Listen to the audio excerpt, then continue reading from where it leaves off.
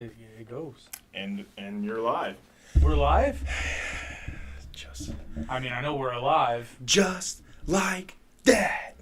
For a moment, I thought we were dead after that fiasco of a film. Oh, it wasn't that bad. The Well, CGI okay, was okay. horrible. It wasn't that bad, but it In some was spots. pretty bad. All right. Well, welcome back to the channel. I got to remember which camera we're speaking into because Oh, that's not bad. what? The thumbnail. Oh, I know. Represent.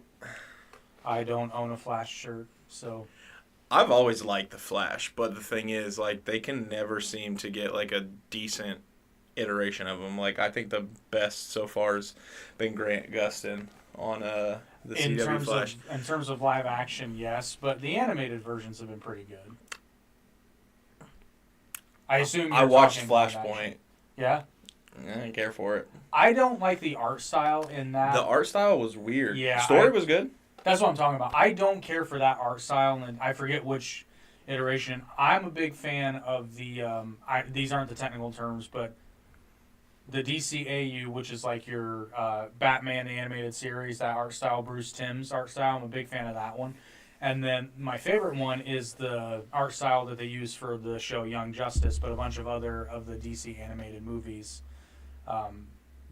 That art style I'm a big fan of. Not so much the new one, like the Justice League War, Throne of Atlantis, because they're just... I'm all for idealism in art, but they're just too damn muscular. Yeah. The Flash, going back to how we were talking about Spider-Man and like how he's thin and whatnot, and he can't really grow any more muscle because... The Flash is incapable of becoming super bulky because his Why? body... Exactly, because he's constantly doing cardio. Well, it's not only that, his metabolism is so fast that, like, don't get me wrong, the Flash has muscle tone. He's fastest boy. The Flash has muscle tone, but he's not, like, jacked. Yeah. It would work against him, too. But you did watch Flashpoint. Yeah, the show was very good in itself. I enjoyed it, but like I said, the art style was... Yeah, I wish they'd done it in a different art style, but do you see what I mean? It was 2013 is when that came out. Right. And the only thing that irritates me is just the art style, but the story of it was really good. The story's good enough where the art style doesn't ruin it. And I've seen animated movies where the art style just ruins it for me. Yeah. Coraline comes to mind. And that story just... I don't understand how Coraline was so popular, but we're not talking about Coraline. We're talking Coraline! Some say she's mighty fine. Many say that movie's mighty fine, but I don't think anybody said The Flash was mighty fine. I don't get the hate. I mean, I do, but I don't. It's just frustration because, once again, DC had all the tools in the toolbox. They even had a script or pre-written. And it's so annoying, though, because, like, what's the biggest gripe a lot of people have with movies made today is, like, there's no original ideas. This is the one time where you don't have to have an original idea. It's already been written for you. And people want to see that. Because the comic book fans they know what this is. This is just Flashpoint. That's what they want to see. And then the people who don't know what Flashpoint is will still like it if you just use that story because it's got a proven track record of people liking it. And yet, I'm convinced, though, they had two Flashes in this movie so that they could grammatically correctly refer to Ezra Miller as they, them. Yeah, no. You think? It's a joke, but... Oh. Which... You son of a bitch. That was good. Here's my biggest gripe with the movie, though, honestly, other than the really... I don't like to rip on bad CGI, and I want to be crystal clear about something. I'm not blaming the artists. I'm blaming the studio because they should be ashamed that they put that shit out. That is just... That's insulting to the audience. And frankly, if they would pay these artists and these art houses what they deserve, then we wouldn't be having this conversation. The problem is I actually watched a video on this, and a VFX artist who worked on The Flash, I believe, talks about why you're seeing a lot of bad CG nowadays, and it's because when a major studio is putting a movie out, they basically put out like open bids for VFX houses to bid on the work, but they only tell the art houses the number of shots that they're looking to do. It doesn't go into how many VFX there are, what kind of VFX there are, whether or not it's water related or like they don't go into the complexities of the shots or what's going to be rendered. So these art houses are trying to be competitive because if they don't, they won't get the work and then they can't stay open. So they completely lowball it, and a lot of these artists, I shouldn't say guys because there are plenty of female VFX artists out there, but a lot of these people are working like 7 days a week, 12, 14-hour days max, not max, I mean like minimum.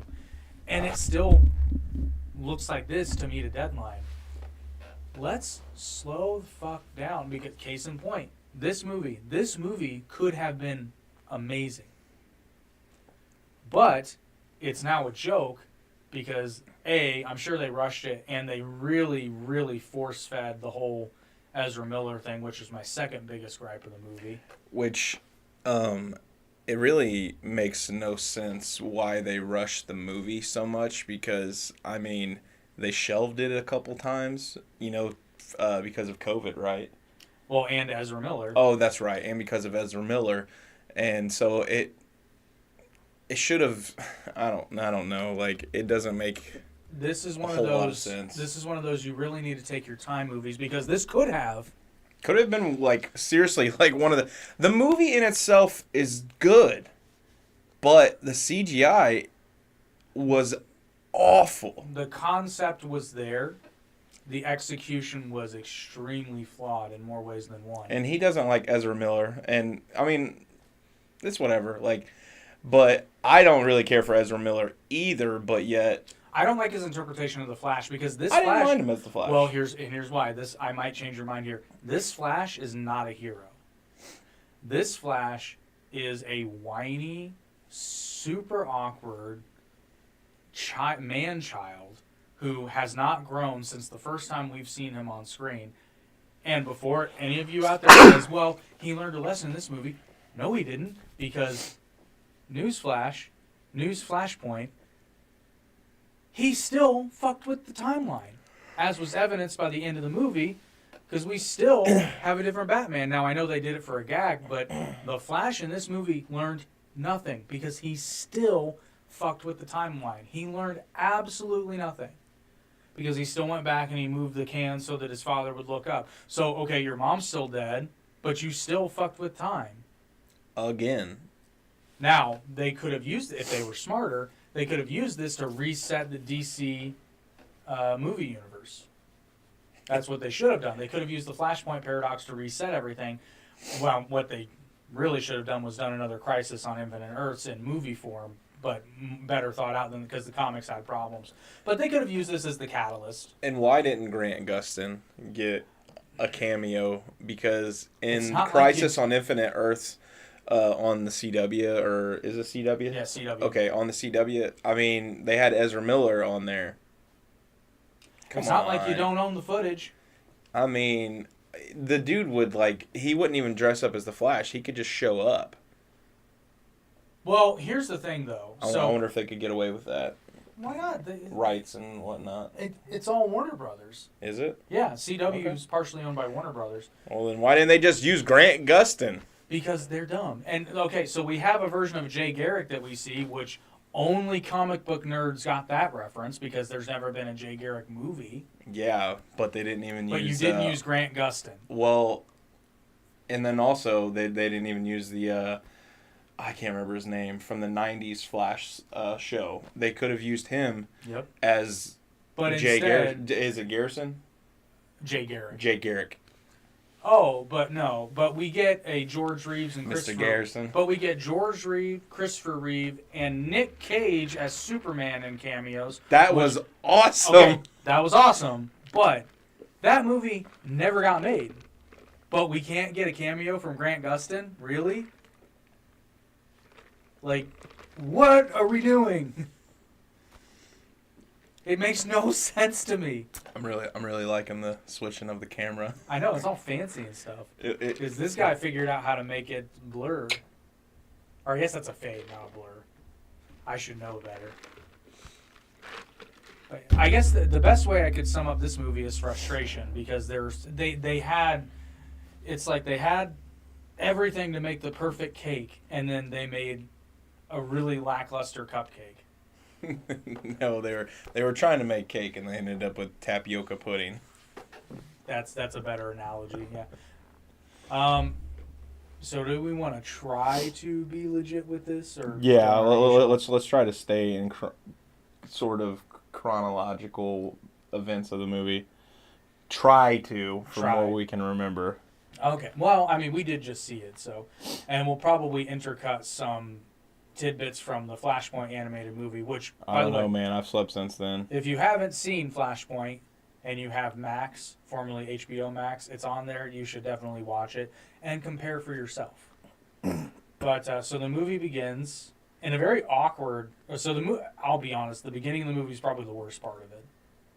With the babies? Yeah. Yeah. Which is another aspect of Ezra's Barry Allen that I don't like, because he spends more time worried about eating than he does about saving lives. The real Flash would... There's a reason. No. First of all, here's another way he's a fucking man-child. The real Flash carries food with him. Okay? He's prepared because he's an adult. Well, he also...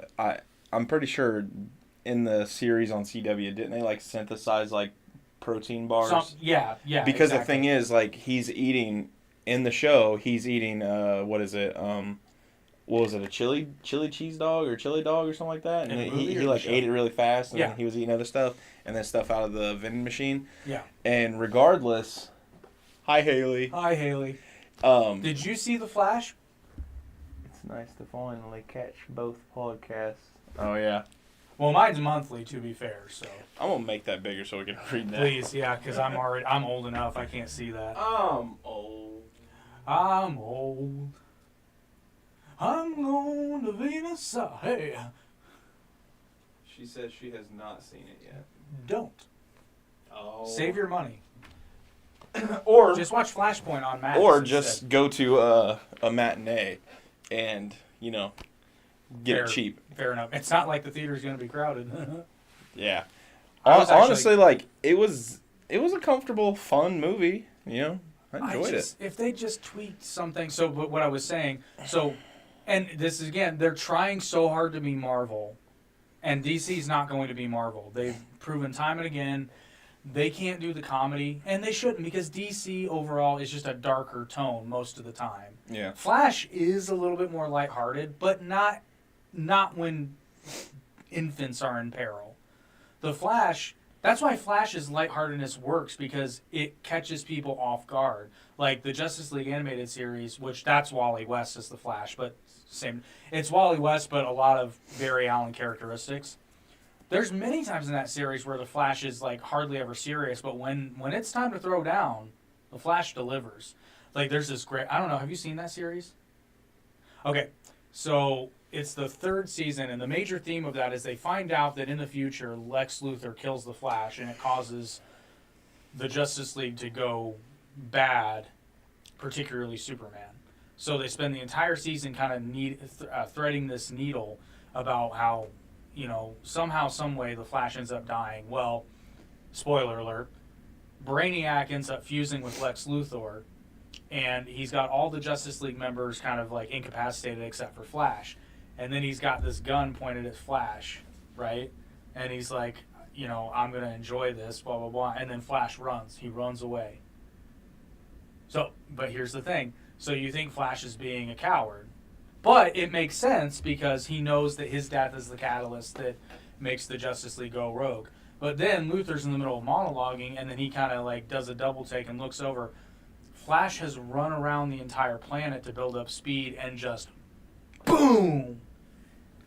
Knocks the living shit out of Lex Luthor, Brainiac. And he does it like a few times. Damn. And he ends up separating Lex and Brainiac. Do you remember who played Brainiac on Smallville? Did you watch Smallville? No. I know, we've had this conversation. Anyway, Brainiac, I'm pretty sure I remember correctly. James Marsden. Oh, you know what? I think Yeah. I knew that. Yeah, it was actually pretty cool because later on in the series he's like reprogrammed into a good guy. Well, yeah, because Brainiac 5 ends up becoming a founding member of the Legion of Superheroes. And Brainiac was actually meant to be a good force, and then Yes. it was taken over. He was created by Jor-El, wasn't he? I believe so. I know he was created on Krypton. I can't remember if it was specifically Jor-El, but he was supposed to collect samples from every planet in the event that if that planet dies, then they can, they have... DC, get your shit together, man. Come on. Only the live-action major motion picture division. They're animated. Is that DCU? The live action? I think so. I think it is the DCU. Okay, listen. DCU, you suck. let's do better. Like, all right, getting back to the Flash, like the opening scene, if you haven't seen it, I'm sorry, but I mean it clearly says review and title, so it's on you. Spoiler alert, this is your last warning. Anyway, so the opening scene pretty much was the Flash saving a bunch of babies and stuff falling out of a building. Well, and it was really cool, but the CGI was just so awful that it literally looked like someone with our budget made it. I'll be honest, and I'm not trying to cut up the VFX artists. I'm sure they did the best they could with what they had. Like what you explained earlier. Yeah, You know, but the that would make studio sense. honestly should never have released it. They should be ashamed of themselves because it looked like a partially rendered. Yeah. It looked like partially rendered footage. Suicide Squad was terrible. I've seen better VFX on YouTube videos from indie filmmakers, and that is sad. Dragon Ball Z Light of Hope. I mean, they did insane things with that series. Well, I mean, one show. But I mean, case in point, and that's older than this movie. Yeah. Iron Man was made in 2008, and its CGI is way better. Well, it's also because they knew it was gonna be a hit. There's no way it wouldn't have been. And it's like, hey, listen here. Actually, no, they didn't know it was going to be a hit. That was a I massive gamble. I just thought of that as soon as I said that. I think I know what you were saying is though they needed it to be a hit. Because that Iron Man was the first technical filmed movie of the MC universe. Correct. But kind of like, okay, so Tobey Maguire's Spider-Man is another good example. That was 2001. Like, some of the CGI is a little bit dated, but at the time, that was state of the art. And they knew it needed to be perfect because it was a massive gamble. Now, these studios, both DC and Marvel, are just churning stuff out, so it doesn't even have to be good because people are still like, I'll go see it, take my money. Which we did it, but the only reason we saw it is because we were going to do this, and I fully intended on tearing that thing a new asshole. We already knew that there would be some things we didn't like, but honestly, for the most part, there was a lot that I liked versus the stuff that I didn't like. There was a lot that I liked. I'm just disappointed because, once again, this is a movie that could have been really, really good. It could have been so much better than it was, and Haley says she never liked DC. Suicide Squad was horrible, in my opinion. Yeah. Yeah, that movie was terrible. You know, much like that, though. That might as well have been a Deadshot movie. I mean, that is essentially Suicide Squad, though. Deadshot and Harley Quinn. But there are some aspects of Suicide Squad that I liked, but the Suicide Squad was significantly better. Because did you see that? With, I almost said Peacemaker. Mm-hmm. Peacemaker and King Shark. Although my issue with the Suicide Squad was it was essentially two movies smashed together. Because I haven't watched the second one yet. The second one's significantly better. What was it, Birds of Prey or something like that? No. It's the Suicide Squad. Oh. Yeah. Significantly better, but it feels like two movies smushed together because I'd wager say half the movie is just like, let's have Harley Quinn on screen for as long as humanly possible. But King Shark's hilarious. Sylvester Stallone plays King Shark. It's quite good. It's funny. Was CGI decent? Well, actually, yeah. Considering. So. And John Cena steals the show as Peacemaker. I keep wanting to call him Peacemaker. So the babies are falling down, and everything he's doing to like save them and whatnot, and he ends up running out of energy, and he needs to eat food. We're talking about the Flash again, And when he's sitting there stuffing his face.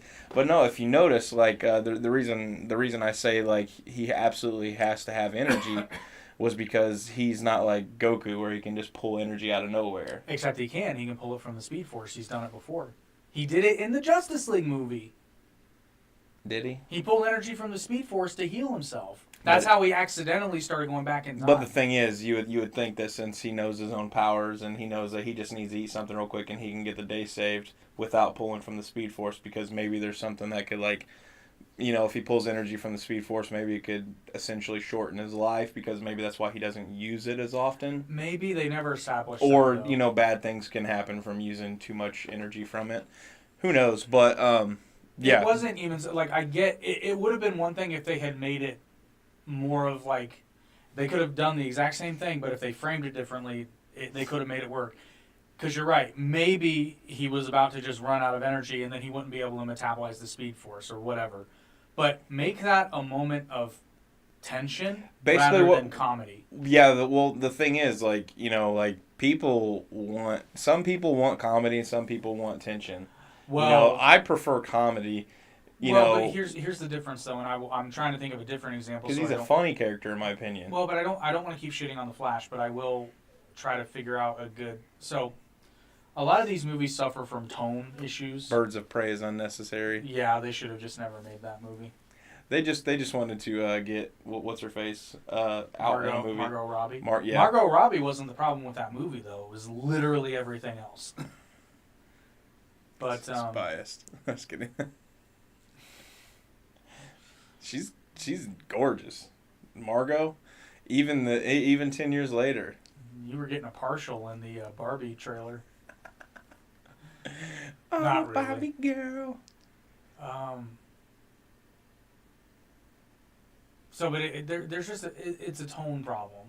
So if they'd made, like, if this movie had been made in the early 2000s, that wouldn't have been played for laugh. Because what Marvel discovered is that people like it when you kind of have comedic bits in there to break the tension up. And because Robert Downey Jr. is very good at that, they're like, oh, we're going to replicate this with everybody. Now, they got lucky with people like Robert Downey Jr., Chris Hemsworth, and Chris Evans, because they can do it. And they can do it without breaking the entire tension of the scene. But now they're just writing it in, and DC's just replicating it because they can't win in the cinematic department.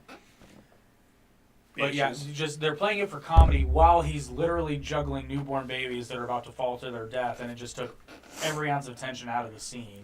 And, not to mention, the damn dog. Which he, like... We didn't know until the very end what happened to the damn dog. We knew he saved him.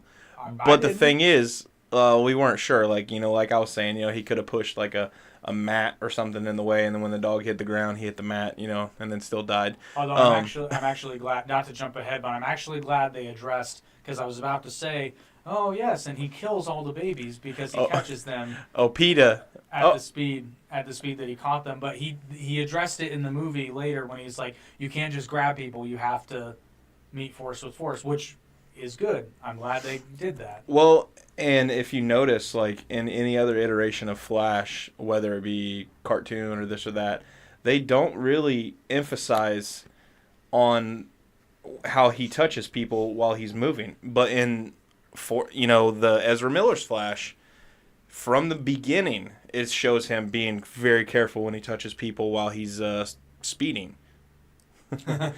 But, you know, and that's really, you know, necessary to show, because it shows if he moves too fast, he could kill someone with the if you ever seen the show The Boys, a speedster is on that show, and he literally in the first episode. Yeah, in the first episode, he just destroys a person. You know, just she just turns what's the the blood and formula guts. for force? Mass times acceleration. Right. Which. Yeah. The guy can travel faster than light, so you do the math.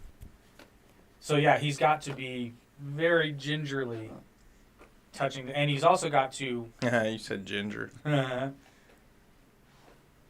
Which Wally West is supposed to be a ginger, but not anymore apparently. Well, that's like Iris West in the Flashpoint cartoon. She was white with red hair. Which that's typical. Although they've done a bit of a rebranding. I So believe that's why you said. I believe. Well, no, they didn't start with the CW show, which I'll be honest, I don't care. Yeah, I don't care either. But I do care about. Do you think they did this on purpose? Do you think they specifically sought out an actress that looked like what's her name, Corinne Jean-Pierre? She does look. I like think her. they did that shit on purpose.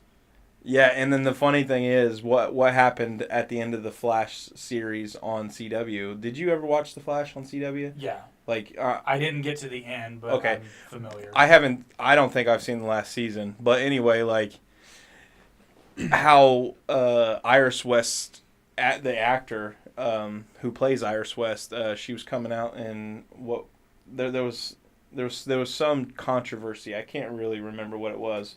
I'm pretty sure it had something to do with pay or something like that. And it's like, you're not the Flash. You're Flash's wife. Why do you deserve as much as him? Sit down and make the sandwich. You make Daddy a sandwich. And it has nothing to do with that. Like, it's not trying to be towards women. Conversely, like if they did it's about the Flash. Well, it's not called Flash's wife. Well, but conversely, like if they made a Supergirl... Oh, they did make a Supergirl series. Yeah, and it was actually really good until they started pouring in the bullshit. And Supergirl's boyfriend shouldn't be paid as much as the actress playing Supergirl. It's Supergirl. That's the show. Well, it's not the Flash and Friends. It's not the Flash and Family. Superman and Lois, the series on CW, which is, by the way, is really good. I'm pretty sure that I would say they're probably making equal pay. Well, again, equal billing because it's Superman and Lois. Although, that makes sense. Yeah, exactly. Because even so, Lois is just as important as Superman. Smallville Flash was the best young one. And the Flash from the 90s series. I never watched the Flash series from the 90s. Speaking of CW, they had a stupid amount of Riverdale stupid episode of Riverdale. Oh, whoops, my bad. Where they were superheroes. Huh. I'm wondering if there was an arc in Archie Comics, though, where they did that, because I could see them doing that. Oh, yeah, easily. And it's like, I'm Captain Arch.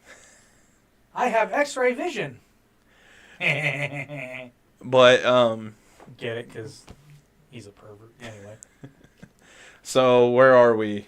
Babies. Babies falling. Which, by the way, all the babies look... Do you remember it was... Why were they still CGI'd on the cart? Or on the thing? And I'm like, I get it for safety purposes. Actually, that's a lot of babies. I can kind of get that. I mean... That's a lot of babies for Randy. At least one of them could have been real. Well, they did at one point when somebody was holding... That was a real baby. Yeah. But the interesting part was when he handed her the baby, that baby was CGI. But when she was just holding it, which I'm like...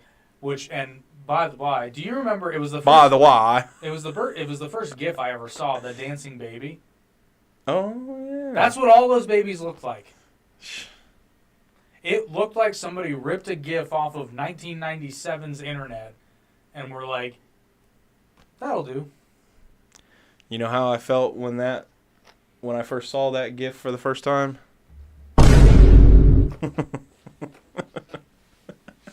I wonder how loud that is on the stream. We'll find out. Let us know. Be like, oh my gosh, that's so loud. Oh, but before we get further, we did see. Yeah.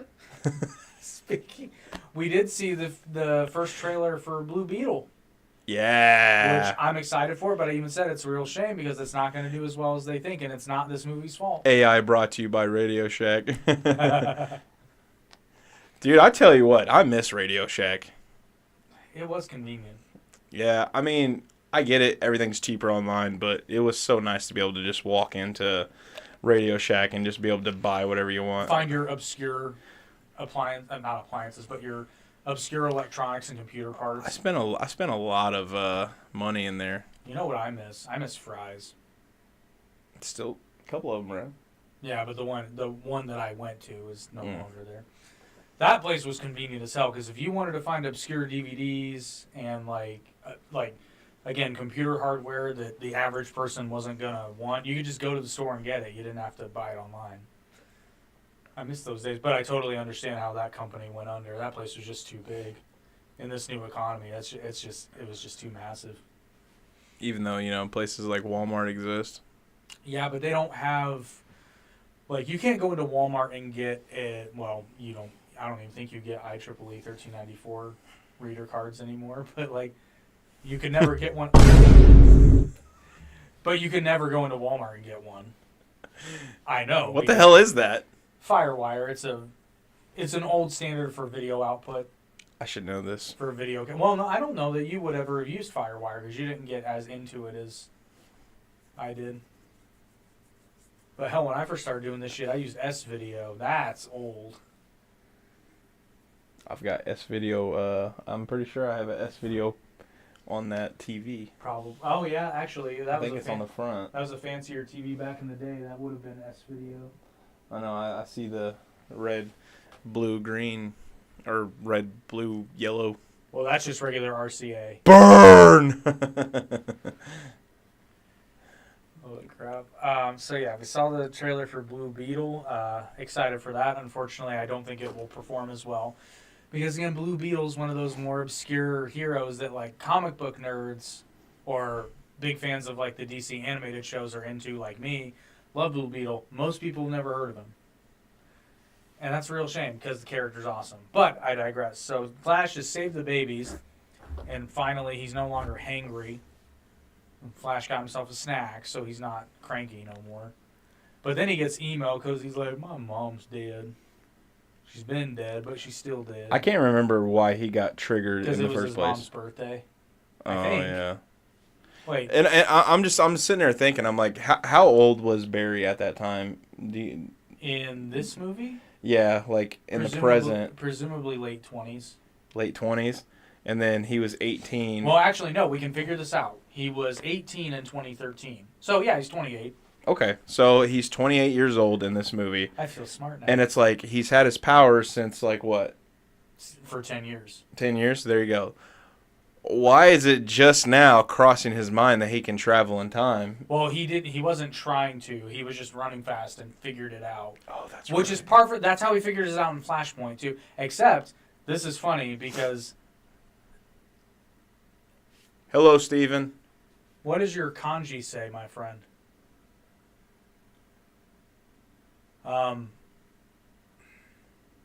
No, wait. In this movie, he did intentionally go back in time, didn't he? Because that I thought that was funny because that alluded to the Snyder Cut.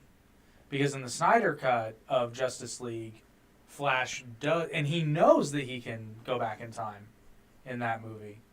Because he's like, I have to break the rule. I have to break the rule. Huh. Oh, yeah. Yeah, no, I'm just asking what the kanji in your name is. In your screen name. My bad. Oh, you mean what are we talking about on the stream? We're talking about the Flash movie. Starring Ezra Miller and Ezra Miller. And Michael Keaton. They, them.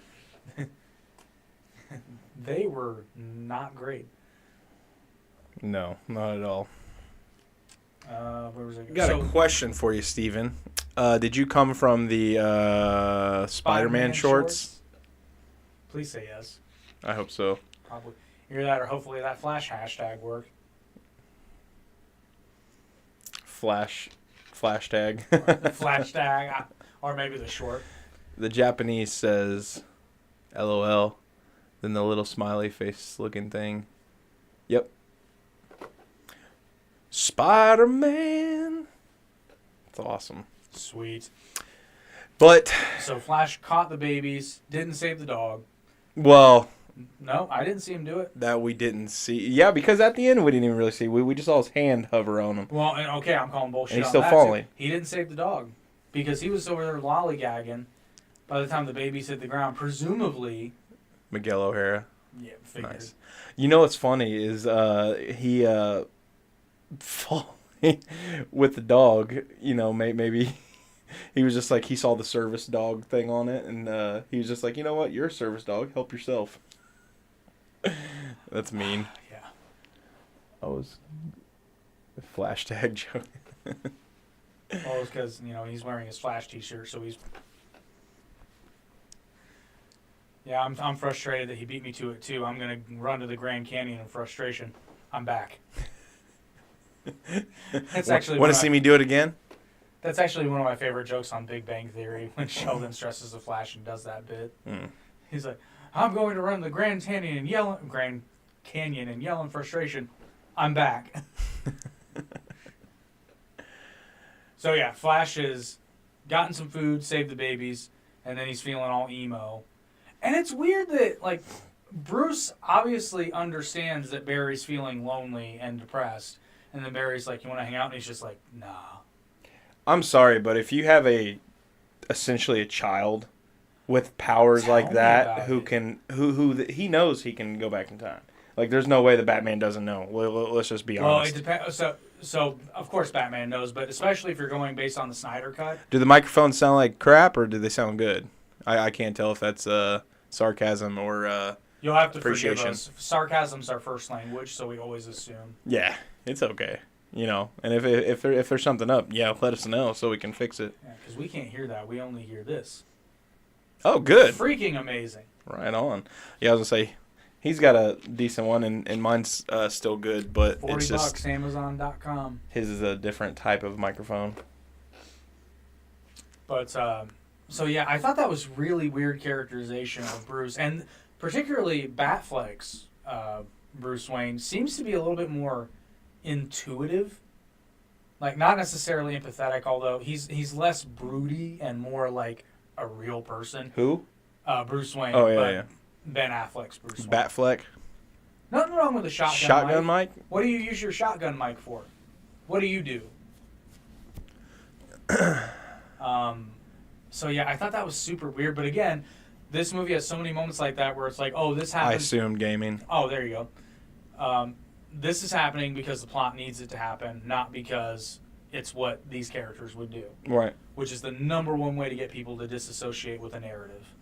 Because this Batman went out of his way to save Clark Kent's life, to resurrect Superman out of guilt, right? So for this Bruce who empathizes with Barry in particular, because one, he recruited Barry, remember that?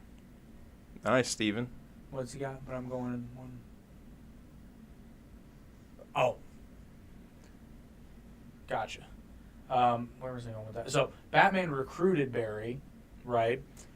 He and Barry their parents both died, so they identify with each other in that regard. Technically, Aquaman would too because he lost his. Well, Barry's dad's still alive. He's just in prison. Okay, so they all lost their moms. But they do. They had a similar. So they've lost parents, so they understand what the other feels, at least to a certain extent. So for Bruce to just be like, nah. Maybe next time. I'm like, man, no. Robert Pattinson's Batman would have done that, but not Ben Affleck's Batman. Robert Pattinson was the greatest Batman of all time. Oh my god. Actually, you know what? Just kidding. They should have put Robert Pattinson at some point in the Flash movie so that I could have watched him die a few times. That would have been. I didn't want Michael Keaton to die. Although he went out like a fucking gangster, though. He didn't die. Yeah, he did. I didn't. Yeah, he did. No. Each time. Michael Keaton. Yeah. No, he never died. Oh, you think he was just playing possum? He just wanted you to think he died. That, yeah. Because he's Michael an Keaton, amazing dog. actor. Yeah, he's so good that he can come back from death. I mean, in a way, he did. How ironic. You have the ability to save others from dying, but not yourself. What's that from? Star Wars. That's right. Because I'm not gonna get on a crazy bender, but anyway, who I can't remember his name. The Apprentice. Muhammad Lee. No, the Apprentice. The one before him that he learned all his stuff, and then the Apprentice killed him in his sleep. Oh, Darth Plagueis. The Wise. Yeah. Darth Plagueis the Wise. They need to make a movie about him. There were whispers of that happening. I don't know how close they actually got. It's like, if you ever hear the tale of Darth Plagueis the Wise. Yes, I love You know what that. kills me is like Anakin is such a naive little punk in that movie because it's like he's playing you, dude. It's obvious. You're getting a mic for your birthday. It's already ordered. Right on. Red Dragon K30. Dude, I literally have... I think I have a gaming keyboard, but the thing is, not like the metal switches or whatever you want to call those, but it gets the job done. Haley's right. It's okay though because then Michael Keaton came back as Beetlejuice. Who'd have thought Beetlejuice was Batman in his past life? Dude, we didn't. Aren't we getting a new Beetlejuice? Okay. I believe we are. Yeah, you know what I'm saying. I don't know. Look, nice. Just say my name 3 times. So where the hell are we? Barry starts running real fast. And he goes back in time. Oh yeah, no, he only went like a couple of seconds. Right, but he realized 2024. Now, this is one thing that I liked about this movie more than the animated Flashpoint is because on that one, Barry goes back in time on accident, which I prefer. And I feel like they did this in the Flash show at one point too, where Barry realized he could go back in time, and he does it deliberately. I like the deliberate action because then Barry learns a lesson. Right. Yeah, the Barry Allen in the TV shows, the CW, he really screwed up time. Now that's the one where he actually has to go back and kill his own mom, right? That's the one I'm thinking of. No, I've seen. And he didn't have to kill his own mom in the Flashpoint movie either, though. Like, what were you? I'm trying to remember. I've seen it. I've seen a show. It's an animated one, I think, but I cannot remember, and I'm trying to find it. But that's one of my favorite Flash iterations. Period. Because where he has to kill his own. Well, mom. because he realizes. So in this version, Barry realizes that it's a true time travel paradox because he's the one who killed his mom, but he didn't know that until obviously he goes back in time. So then he remembers it, and then he sees like it slows down in his mind, and he sees the red blur. But the funny thing is about all that is like, why does it? How does that make any sense? Okay, So who would kill his mom in the first place for him to have started? That's why it's a time paradox. Okay, it's a self-fulfilling prophecy. Because Barry interfered with time. So this gets into my favorite time travel like loop. It's a loop paradox. You better explain this really well. But this is what I love about time because everybody's always like, you can't mess with the past because it'll mess with the future. I'm like, unless you believe in fate, because if you believe in the fate model of time travel, you were meant to go back to the past. So it was always meant to happen anyway. So you going back to the past doesn't matter. But in Barry's case, that's like, what do they call it? They use the spaghetti metaphor, but that's like, we'll take some Spider-Man. That's a canon event. That's a fixed point in time that has to happen. It's a fated moment. Can't do that because it's a canon event. I mean, but in this case, in the Flash, because the Flash wouldn't exist. So see, he gets what I'm saying. It's a self-fulfilling prophecy because Flash's mom has to die in order for Barry Allen to even go into the field, the career field that he went into, which is where he ends up getting his power. So if Barry's mom doesn't die, the Flash doesn't exist. And if the Flash doesn't exist, the Flash can't go back and kill Barry's mom. So then basically what he's trying to say is that the Speed Force made this happen, and they needed Barry to be created. No, the Speed Force is an independent force of nature. I'm talking in other media. I don't know about this particular. I think the Speed Force is not like God or anything like that, but it's like it's an entity of sorts. It's more like a gigantic, like. I don't even ascribe to it being an entity. It's just a force of nature. It has intelligence. Thanks, buddy. We're hella cool. But we do, in all seriousness, appreciate the sport. Yeah, for sure. So I will actually use the Back to the Future argument for this because I debate with people all the time. Marty did not mess with the timeline. Marty did what he was fated to do. Marty was always meant to meet Doc Brown. Marty was always meant to have lackluster parents. That was the event that triggered him, and meeting Doc Brown, that's what triggered him to go back in time. He fixed his parents, but in reality, he did what he was supposed to do.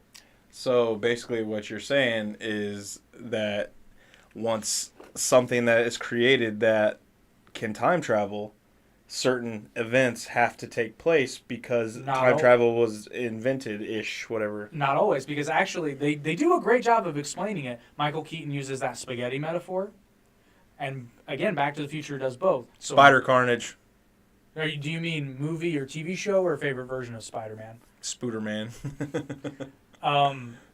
So, just like in Back to the Future, Marty was meant to take the DeLorean back to 1955 and fix his parents. Now, conversely, he was not meant to go to 2015 and get the Sports Almanac and go back to 1985. 2015. That created the Splinter timeline. That was not meant to happen. But, and Michael Keaton's my new hero because in that movie he perfectly explained those kind of interwoven strands. Some are faded, some are fixed intersections, but others are just divergent paths that may or may not continue to exist. And that's the perfect explanation because it marries both linear and multiverse time travel. So, the spaghetti scene, which actually, by the way, we need to go into this a little bit because I know you explained it a little well, but there's a scene in the movie where they are talking about spaghetti. Oh, I mean, they're not talking about spaghetti. Who was it? Bruce Wayne, Michael Keaton, was giving a reference with spaghetti and pasta sauce. And you explain it. So basically, he took dry pieces of spaghetti and he's like, this is what you think time travel is. This is what it actually is. And instead of being parallel, he lays one perpendicular on top. There can only be one Spider-Man. But then he's like, actually, both those models are wrong. This is what it is. And then he pours out a bowl of cooked pasta that's all, some are stuck together, some are parallel, some intersect, or some are completely divergent. And it's like, yeah, it's the perfect metaphor, actually. I was kind of surprised that whoever wrote this script was smart enough to come up with it. Well, and then they basically went into to explain that there is a multiverse, and they put everyone's rest and fears. So the thing is, was it that he changed up things in his timeline, or was he made a new timeline? Who knows? That's what I'm saying, because the thing is, we didn't have enough information. Actually, we do know. So Barry realizes, and again, we're jumping around a bit. We'll get back to chronological. But Barry realizes at the end of the movie that they can't fix this timeline because it's fated to happen. Says this is the only time I'll take a spoiler for a movie I will probably never watch. Hey, that's okay. It's not that bad of a movie. It's actually a decent movie, but like the CGI is just god awful. Its flaws make it much worse than it should have been. Yeah. Personally, I recommend watching the animated Flashpoint. I don't know if you were on the stream when I first brought that up. Warner Brothers animation studio made the Flashpoint movie animated. It's far superior, not to mention even more violent. Some of that shit's wicked. Yes, no. I agree with you, but not to get out of chronological order. You know what? Fuck it. This is Average Intelligence, and we do it our way. Much like the Flash we time don't travel ever model, we're gonna jump exactly. around. So when the present Flash is in midst of battle. Remember when he killed that guy? Put his hand in his face and says, touch the booby. No, he phased his hand through his chest and just killed him. And I was like, both of us were like, what the? Now, theoretically, you could just incapacitate him, but I think he killed him. I'm pretty sure he killed him. I'm pretty sure when you got it was armed, a Kryptonian. Kryptonian. Now, when you got armed Kryptonians, you waste them and ask questions later. Mm-hmm. Same with Eternal. I never watched Eternals. I didn't either. I heard enough bad about it, and I don't know. I just had no want to watch it. It was a pointless movie because my first thought when I saw the Eternals I regret trailer, it. I was like, where were you when Thanos came? You useless pricks. He said when I watched She-Hulk, I stopped MCU. You know what? That was pretty well the nail in the coffin for me, too. No, She-Hulk was bad, man. I never tried to watch it. Don't. Was it a TV show? Yeah, it was a series. Oh, okay. It is not good. The only good thing about She-Hulk, and I don't like the way they did it, was they did bring Daredevil back, but Spider-Man No Way Home did it better. Yes. You need to get yourself a really good lawyer. I'm a really good lawyer. How do you cancel Daredevil, like the series, and the same company makes fucking She-Hulk? No, it's because the thing is he's a man. and therefore, See, he apparently men are toxic, you know, when they try to save he people. can't have the male gaze. He's blind. He doesn't know. Actually, he can probably tell the difference between a woman and a man from heartbeats and whatnot. You would think the male has a stronger heart. That's sexist. Eh. Might be true, but it's sexist. Yeah, it is. But it is what it is. Hey, I might have to run in a second. I'm just letting you know. It can't get much worse than Ben Affleck's Daredevil. I didn't hate it. I didn't hate it at the time. But the thing is, it was all we had at the time. But like going back, you're like, oh, this movie's terrible. At the time, it's what you have. It's like when Dragon Ball Z ended and we got Dragon Ball GT. We watched it. We watched it because it was continuous. Hey man, some GT stuff is really awesome. Super Saiyan 4. Super Saiyan 4 was awesome. The Baby Saga is very good. Mm-hmm. So was the Dragon Saga. Yeah. Dragon Saga was awesome, especially when Goku's dumbass tried to swallow a Dragon Ball. That was funny. I didn't love the saga of Super 17, but I did like the fight. That was pretty sweet. Dude, the idea behind that saga, though, was just stupid. You know, they created... Moon Knight was good. I haven't watched either one of those, but I've heard they were good. I've heard they were good. And I heard Loki's worth watching. Brian, now you're sharing videos with me? He never shares videos, and he just sent me like 3. Oh, bro.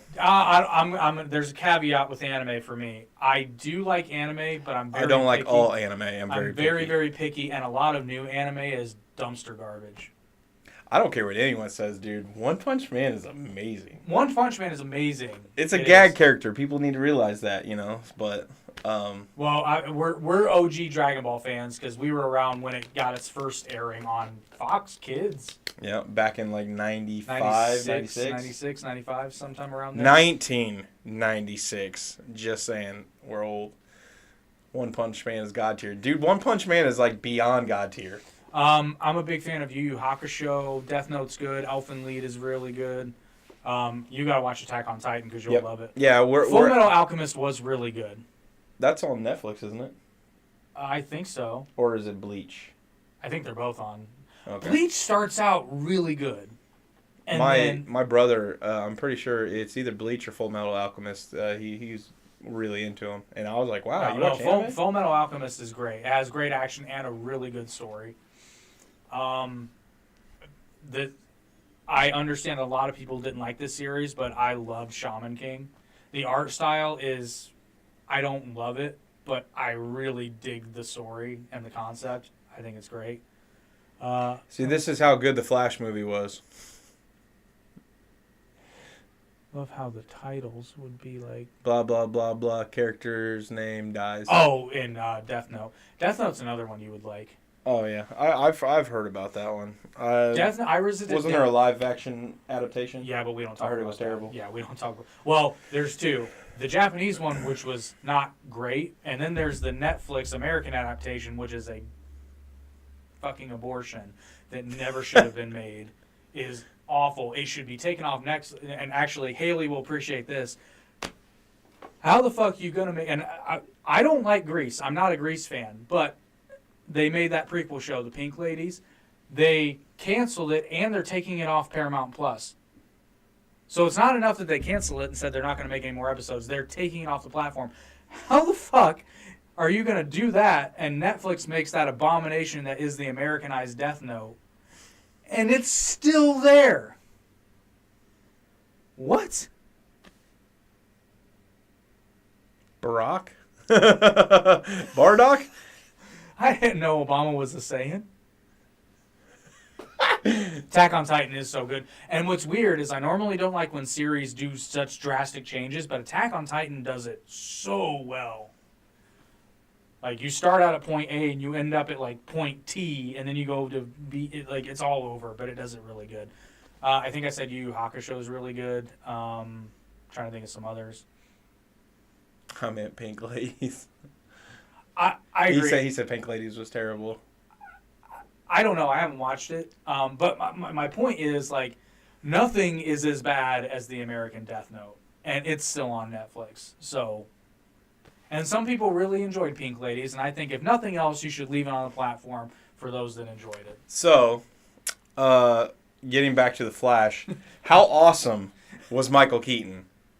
The only saving grace. Actually, you know what? No. There was several good things about the movie, and Michael Keaton was. well, one of the Michael big Keaton ones, was hilarious, dude. The intro to him showing up, man, he ninja'd them with his long hair, and he looked like a hippie, and he had like trash all over his kitchen, and it looked like no one lived there. What was the joke I made when he said he retired? I think I said he's too busy starting a fast food franchise. Yeah, something like that. I was proud of that one. But just how they made him, like, he's an old man in the movie, but yet he's still limber and very well. I mean, not Michael Keaton, but that's very Bruce much Wayne. that's very much in the character of Bruce Wayne. Oh, it was really good how they did it. Michael Keaton. Yeah, exactly, Michael Keaton. Ooh. Yeah, remember? Yeah. We don't know. We go live till we're done talking. I'd say our podcasts generally are 1 to 2 hours. Yeah, honestly, it really depends on if people chat. If you want to help out the channel, if you can, even if you step away, just leave the stream going. Because now that we got over 1,000 subscribers, we gotta get that watch time up so we can get monetized, and then we can start putting money into this thing. Yeah, because as of right now, if you can't, no big deal. But yeah, no worries. Yeah, but if you can, we'd appreciate it. But regardless, appreciate you coming and hanging out. Come check us out every Thursday for the most part. Between 8:30 and 9. 3,000, let's go, Tell bro. them to sub us. Nah. I'm kidding. You're going to grind for. It's a grind, man. It's hard. We ended up sort of blowing up kind of quickly. You know, not really blowing up, but... Well, I mean, for us, we did. People try to say, like, oh, you only got 3,000 subscribers. And it's like, no. That's you've got 3,000 subscribers that... Like, people you don't know. You have 3,000 people you don't know. That's impressive. That's 3,000 people that are like, I'd like to see more of this, please. Right. It's not like everybody can be Mr. Beast. Yeah. Which, by the way, we should do a live-action Squid Game. We should find a way to make that happen. But with paintball guns. Yeah. I also want to try that... I don't remember what that game is, but somebody's blindfolded and everybody's trying to be quiet. Later, buddy. Are you talking about where they're blindfolded and then they're like trying not to be caught? Yeah. Did you see the ones where they had like not ducks, but rubber chickens? Oh my gosh! So funny. That stuff, dude. Listen. I feel like when we get the new championship belt, that's one of the things we got to do. Because that's gonna be hilarious. But anyway, so Barry goes back in time. Realizes his mom was still alive. And we had a brief moment in the theater where we were like, oh yeah, Ron Livingston, I like that guy. But you look like you're deep in thought. No, you're fine. Just keep going. I meant peace. Sorry, I didn't mean to say leave it auto-corrected. Oh, no, you're good. No worries. You know, I don't have anything for it. It's like something. The wheels are turning in there. They were turning, you know, but it's... My name is Jeff. Whoa, that one's loud. That one's way too loud. Yeah. I'm gonna have to fix that one. But yeah, these things are hilarious. And then like...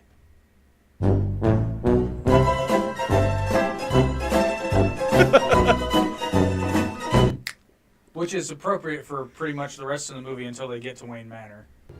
Gonna cry? I was. Good. Yeah. So can I go on a bit of an Ezra Miller rant here? Eat something, for the love of God, that's not a plant. I know he's vegan, isn't he? Is he? I don't think well, so. He was pretty ripped. No, he was not. Yeah, That like skinny he little had fucker. definition here. He was skinny. That was a CG suit, my man. You're kidding. Yeah. That The was muscles? a CG. Yeah. No, oh, like yeah. when he took his shirt off. What muscles? Were we watching the same movie? I don't know. Like I feel like I shouldn't be saying this, but yeah, okay. I noticed You were his looking stomach at his muscles. bulge. That's fine. You know, hey. I didn't see no stomach muscles. But anyway. I'm gonna come. So first of all, eat something. Second of all, Wrong. how are you going to make a CGI suit that doesn't fit the fucking guy? The suit in Justice League was far superior. Especially the mask. This mask, he looked so fucking weird. because his chin is bigger than the rest of his face. And are we also going to talk about how he runs? Yes, we are going to talk about. He's an ice skater. Which, okay, here's another thing. I hate the way they do the running effect in this movie. It's awful. Grant Gustin's Flash, he actually runs fast. Like, there's a blur when, like, I think real early on he's on the treadmill, and it's like he's running quickly. Ezra Miller's just ice skating on land. Listen, though, dude, when he didn't have his powers and he was running around the room like he was ice skating, that was hilarious. But it shouldn't have been. I agree. It was funny, but I think it would have been funnier if he was just trying to run fast and he couldn't. And he just, like, ran out of breath because he doesn't have the Speed Force anymore. Which, why the hell does that always happen to frickin' heroes? Something happens and their powers get transferred or taken away. And it's like, man, seriously, like, if powers can be taken away that easy, it's like... Well, his powers got taken away because... It was the same replication of what gave him the powers in the first place. I get it. I'm just saying it's annoying. I actually like, because in the animated Flashpoint movie, Flash loses his powers because he changed the past. And therefore, he's still Barry Allen in that time, but in that timeline, he never got his powers. Yeah. So he has to get them back in the movie, which is where he... seeks, and I think they could have done this and still used Michael Keaton. So in the animated Flashpoint, not to jump ahead, but it's Thomas Wayne, because in that timeline, Bruce gets shot. Thomas Wayne beats the shit out of the guy who shot him, and then Martha Wayne goes insane and becomes the Joker in that universe. Doesn't sound like it should work, but it totally works. And so in the animated Flashpoint, Batman is Thomas Wayne. Oh, that's right. I remember that because, like... And that Batman is fine with using guns. He's just shooting everything. That was a Flashpoint, right? Yeah, Flashpoint. Okay, yeah. But so Thomas Wayne has to help Flash get his powers back. So anyway, as far as the movie's concerned, Flash goes back to the past, sees his mom, and everybody's like, "Oh, you look totally different," but it's not weird at all. You look older. Yeah, know? Exactly what she said. She looks at him. She goes, "You have old eyes," or something like that. And it was like, and you cut your hair. Yeah. And then of course, you know, I don't think the kid actually showed up. I don't think Ezra Miller's Flash from the past or wherever he's from. We're gonna call him Flash B. Flash B. Flash B. Parker. Yeah. So he comes from wherever. Barry B. Allen. Barry B. Allen. I don't know where I was going with that. He didn't show up until later. So another nitpick. What was up with them showing Ezra Miller stuffing his face at every opportunity they could? Because it's accurate. No, it is not. It is accurate. Disgusting. He has to eat. It is disgusting. He's a metahuman. He's not an alien. I'm going to speak for the very small amount of people who are going to know what I'm talking about. And don't worry, I will explain. You don't like ASMR videos, do you? No. There's a reason. There's a reason. There is a I'm not even going to call it a disorder, but there's a neurological thing that some people have called misophonia, and that translates to literally hatred of sound. Misophonia. No, it's a real thing, and what it is, our brains are literally different, because what happens is certain sounds, most commonly sounds of loud chewing or eating, but it can be other things, but that's the most common one. When we hear those sounds, it triggers the fight or flight response in our brainstem. It's like people chewing ice. Yeah, but believe it or not, for me, that one's not terrible. Some people can't stand it. They're like, "Please stop." Well, it's not. So here's the thing, though, and when I found out what this was, it was like, holy shit, it exists. It's not just me. What it actually does is, if I'm hearing somebody chew loudly, like I said, it's involuntary. It's not even so much that you get angry. It's like you either want to leave the room or beat the living shit out of them. You just want to make the sound stop. Except I'm in a movie theater and I can't do anything about it. And I've gotten pretty good at coping with it over the years, but like I'm just like, fucking stop. Would you say you're artistic? No, but Ezra Miller certainly is. Yeah. Artistic, I like that. Artistic, autistic, tomato. He's just a British artist. He's autistic. You don't know what he says, so it can't be offensive. Dude, that would be such an offensive T-shirt to have like that. This is so bad, but I'm going to hell anyway. You know the In autism, a handbasket. the autism like not a logo even, but like the symbol is like puzzle pieces that are different colors.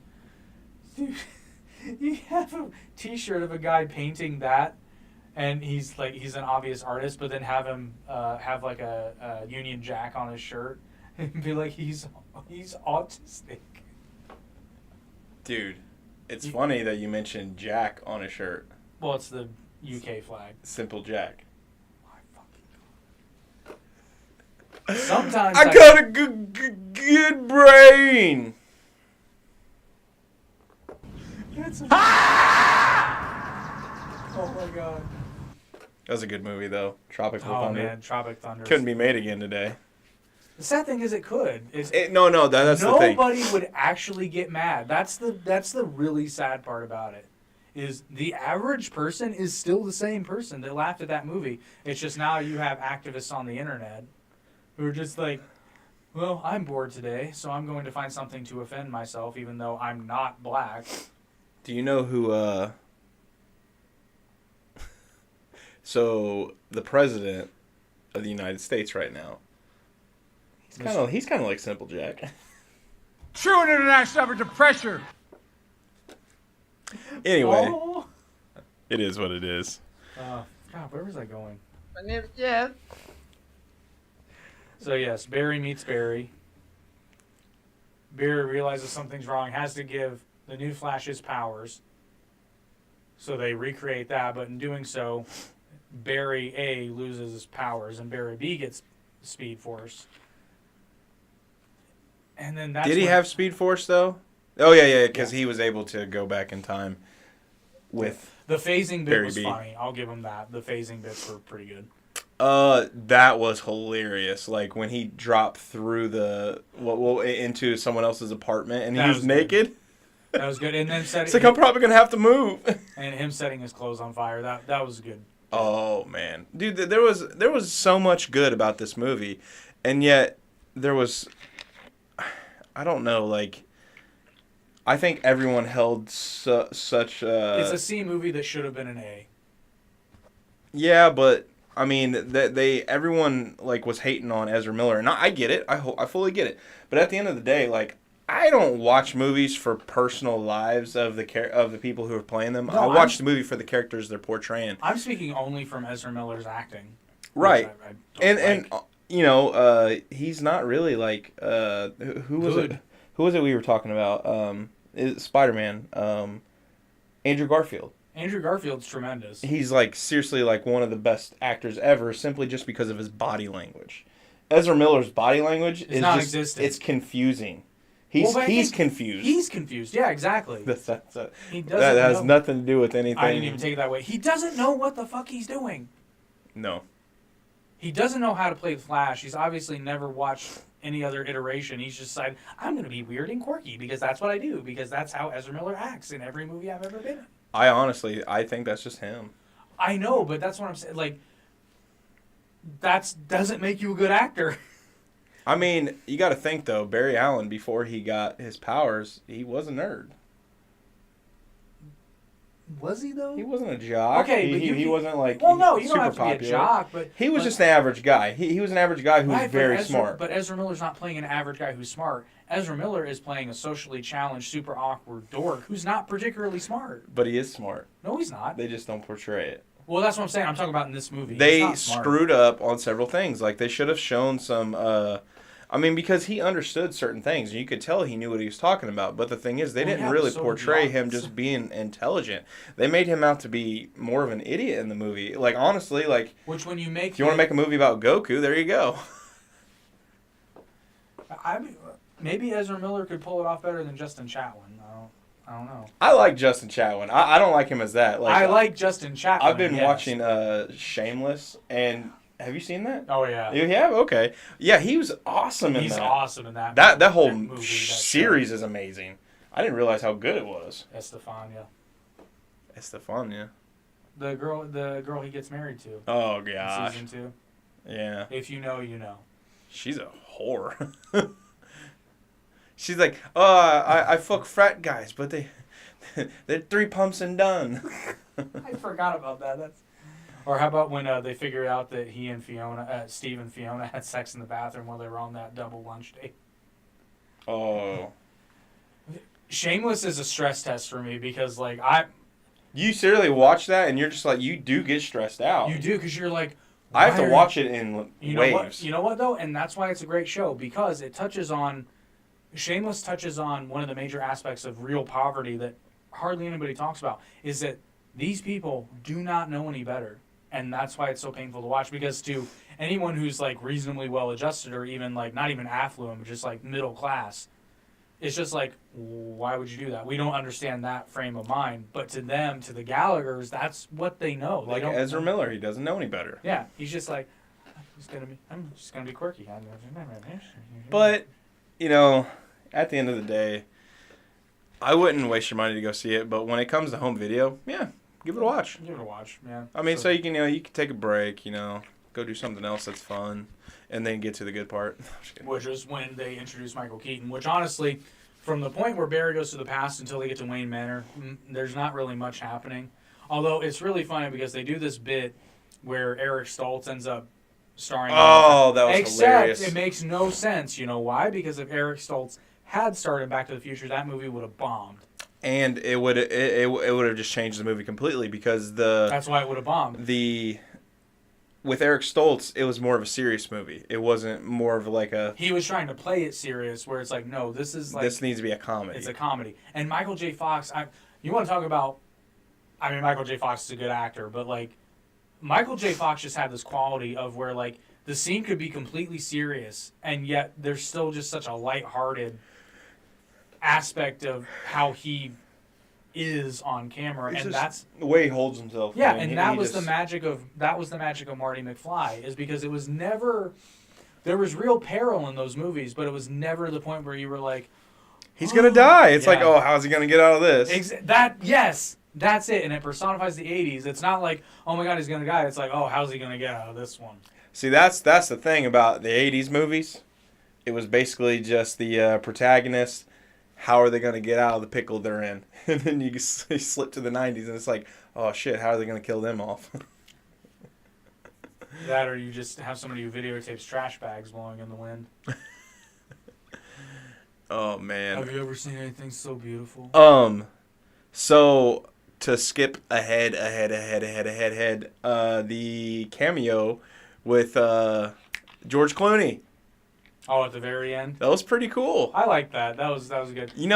He got so much flack for the movies, and I get it. Well, he gave himself But the thing plenty is, of flack. if they decide to do another Flash movie, and I hope they do, like, I don't want to see... I'm so sick and tired of movies that fail and then them not make any more. It's like, because they can work what they screwed up in the first one, but the thing is, if they are able to make George Clooney actually be a good Batman Bruce Wayne, that would be awesome. And I'm not saying he was horrible, but it was just cheesy. That was not the fault of George Clooney, which I love that. I'm not going to lie. Arnold is Mr. Freeze. I didn't hate the movie. I'll just say Bane, I mean, Bane was insanely dumb, but whatever. Monkey work. No, Arnold as Mr. Freeze is a goddamn gem. The movie's worth it just for that. But People don't realize how much of a national treasure Arnold Schwarzenegger really is. For two countries. For two countries. For all countries. For Austria. For Austria. But fun fact about Arnold Schwarzenegger, did you know that he was not allowed to dub over his lines in the German release of the Terminator films because where he's from in Austria, his accent is kind of country bumpkin, which we don't hear because we're not native German speakers. But from what I understand, it would have been the same as like somebody dubbing over like an American movie that's supposed to be like this really badass character and him being like, I'll be back, motherfuckers. That would have been like the equivalent with his German accent. So somebody else dubbed over Arnold's lines for the German release of the Terminator films. Look at my boobies, Jack. Look at my boobies, Jack. Look at them. That's how it would have been. Dude, I'm really digging the camera switch ups. I know, I like it. It's very cool. Like I try to get it every now and then, and the thing is, I've noticed like when I go to switch, yeah, it's hot in here. When I go to switch, sometimes we get more people watching. I was Right. like, Well, I don't know if they can see previews of that or they just see the thumbnail. I'm pretty sure they just see the thumbnail. They right? should, yeah. Well, we pretty much did this for 2 reasons. One, well, 3. It looks a little bit more professional. 2, it makes doing shorts easier because the intercutting is a little bit easier. Because let's be honest, y'all motherfuckers got short ass attention spans, and it's okay because I'm ADHD. okay, we love I you. understand. I have a horrible attention span. And I hate ASMR videos for reasons we previously established. So yeah, they get to Wayne Manor, they do the whole spaghetti thing, and they're like, "Be Batman again." He's just like, "No," which we all know he's gonna be Batman again. It was in the trailer. But still, he had to play it off like he wasn't going to. That's the thing about how Michael Keaton played this off. It was like, no. And then he's just like, okay. He wanted to. He was just wanting them to just be like, oh, he's not going to join us. And then all of a sudden he's just like, I'm Batman. Which he got to say again, he's like, yeah, I'm Batman. Dude, seriously, Michael Keaton, national treasure. I mean, it was cool to see. And thanks to modern day effects, Michael Keaton got to kick ass in ways Michael Keaton's never gotten to kick ass before. Hey, and not to mention, Michael Keaton was able to move his neck in this movie a little better. Which we were talking. It was more like this. Yeah, I was like, and it's like, can you imagine getting hit in that suit? You get hit, dude. There's no. You're just going. that's what I mean. He gets punched in the face. He goes, I'll get you. I'll get you. But we really just skip over some really cool fight scenes with Michael Keaton. Oh, yeah. And then we get to the Supergirl part, which I don't hate the fact that it was Supergirl instead of Superman, but since you watched Flashpoint, which one did you prefer? Because personally, I like what they did in the animated Flashpoint better, where it was like that emaciated Superman that they kept in a government facility. Yeah, that was crazy how little. But the thing is, though, like, I remember you saying that he, like, kind of beefed up. He didn't beef up. He was just still strong. Oh, but he was still super skinny. Yeah. Yeah, okay. No, you were saying she was going to beef up, and I'm like, probably, but in the I animated assume, but she Flashpoint- didn't. Well, and then I mean, neither did he. right. Because he stayed. Well, I mean, of course, because he's malnourished. But the thing is, you would think it would come back immediately as soon as he, was in the sun. Well, no, because your body doesn't metabolize muscle that way. That's true. Or But build muscle, I should say. how I actually preferred Supergirl.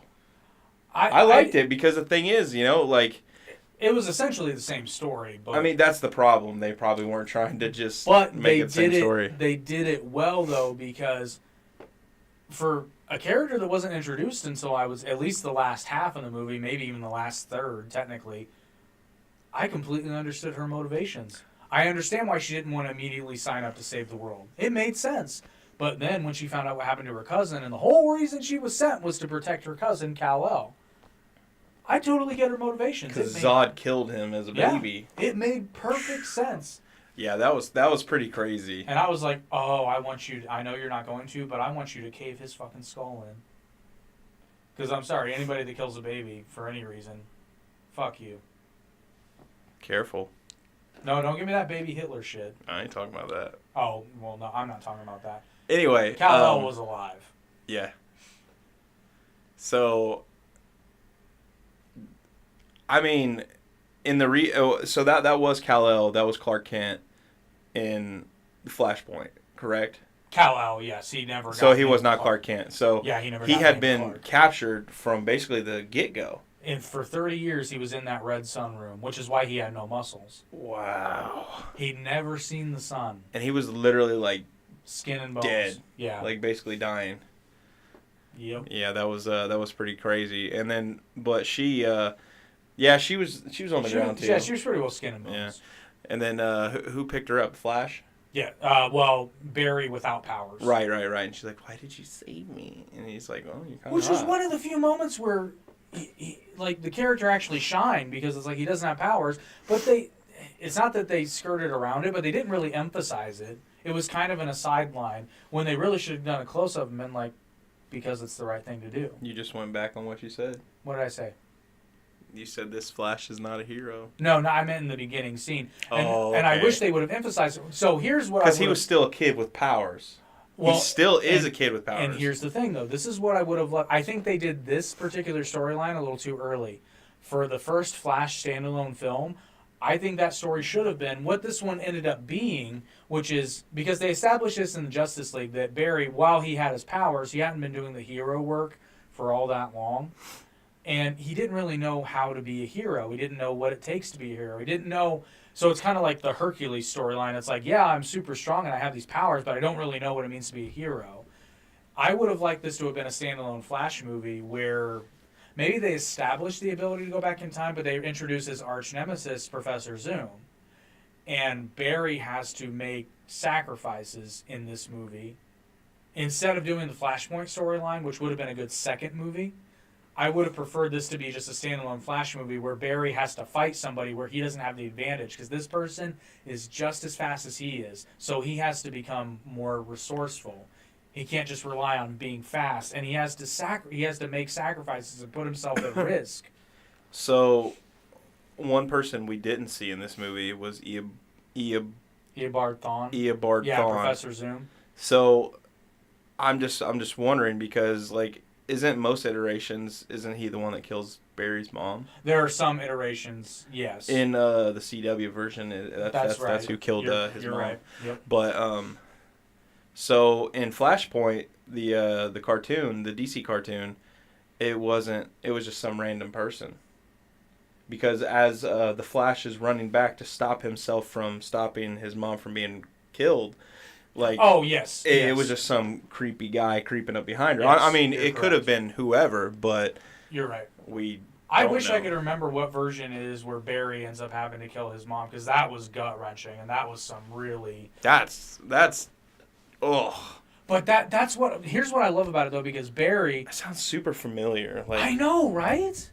I'll look it up real quick. I looked it up and I couldn't find it, but I've seen it because I remember being like, "Oh man, that sucks." I have a knack. Because that's the epitome of a hero story. Barry has to decide whether he's going to save his mom or save the entire fabric of space and time. And he makes the right choice from a utilitarian perspective, but I wish I could remember what it was. But anyway, so Supergirl, I was surprised how much I liked the character. I wasn't expecting to like her. I was enjoying watching her kick the crap out of Zod. I thought that was a lot of fun. And the Barrys learning to work together, that was pretty cool. They didn't really do the discharge of energy thing. It was almost pointless because it never really came into effect, except they wanted Barry to be able to do force lightning, I guess. So I'm just confused. When he was saying that you're creating too much charge. So is that what he was talking about? He has to create a circuit and then release it? Right, because Barry's suit dissipates energy. But the Batman suit that he modified doesn't do that. So he has to take breaks and discharge. All right, I got that. Now that would have been... So if I was writing the script, I would have liked to have seen... The first time Barry goes back to fix that battle, I would have liked to have seen Batman die, Supergirl die, and his younger self start to die, but then Barry's like, shit, he can't die, because if he dies, I die, so I've got to go back and fix this. And then he realizes he can do it, and then the younger Barry, being attached to the Speed Force, knows what he did, and then he's like, no, we can just fix it again, and then they go on the same path that they went, which it was a never-ending loop of lose-lose scenarios. Did you notice how quickly young Barry Allen was able to almost get a handle on his powers? Well, learn by doing. He learned how to phase almost instantaneously. When it took the other Barry, according to him, it took him a while to learn it. Yeah, I was like, that's pretty cool. Well, there's something to that though, because he had his mom, so he had more. Well, he also had somebody to teach him.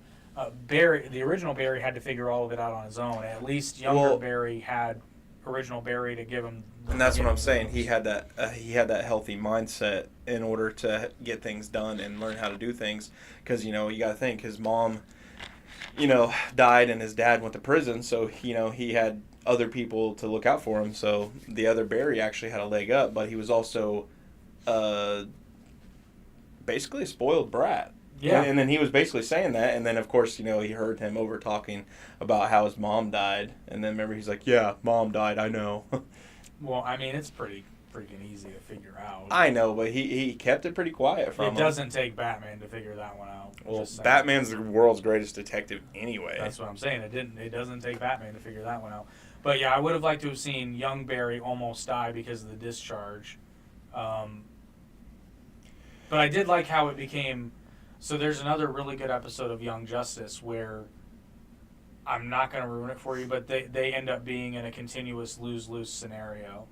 And it's a really good episode because the ending, the resolution is not at all what you think it's going to be. It's very good, but similar situation where it just becomes hopeless, and then Barry realizes this timeline shouldn't exist, and he knows what he has to do. And I saw that time rate thing. I saw that coming from a mile away. I'm like, that's either Zoom or Barry.